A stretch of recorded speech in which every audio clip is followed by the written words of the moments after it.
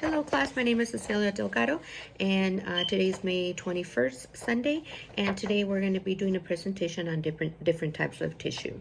Okay, this is my illustration here for the first two that we're going to start with, epithelial tissue. The first type is going to be the simple squamous, and that's which its function is good for diffusion and filtration. Then you can find this in the lungs and then also in blood vessels.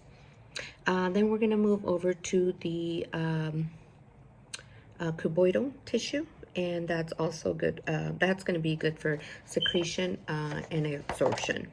And this you can find in the kidneys, and then tubules, ducts of glands.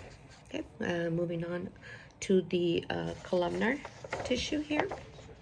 And this one here, the function for that is also good for, its function is also secretion and absorption. And then that you can, that type of tissue you can, is good for digestion, and you find it in the, you find it in the digestion tract, and then a uterine, tubes, and then the uterus as well as the bladder. Okay. And also, each of these cell types can have multiple layers, which is called stratified, and is useful for protection. Okay, so we're going to move over to the connective tissue.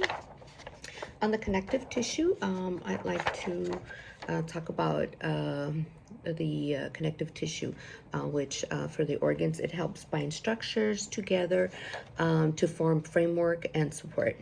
And then the location of this type of tissue is between muscle, under the skin, under the epithelial skin cells, tendons, and ligaments. Okay. Then we have the cartilage tissue, which provides structural support, flexibility, and cushions as well. And you can find this type of tissue in the airway walls, also the external ear, the nose, and which brings us over to bone.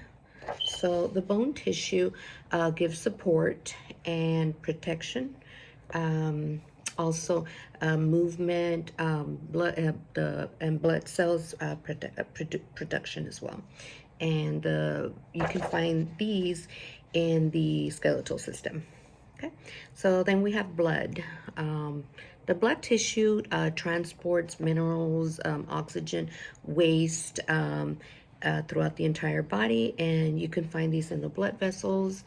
And then we're going to move on over to the next illustration, which we're going to talk about the nervous tissue.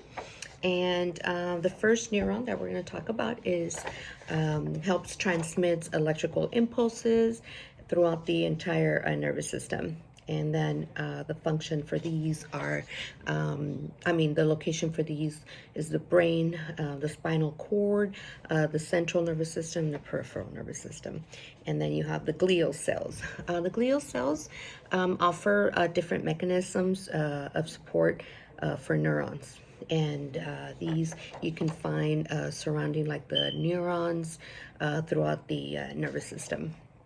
Okay, and then lastly, we'll talk about the muscular tissue. First, we're going to talk about the skeletal muscle.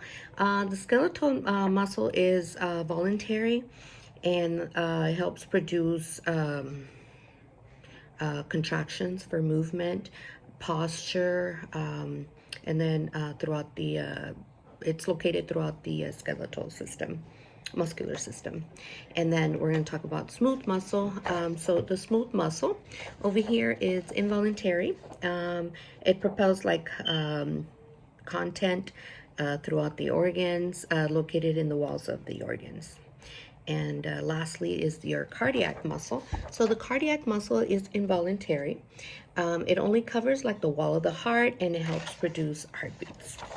Okay, thank you so much. That concludes today's introduction on tissue. Thank you.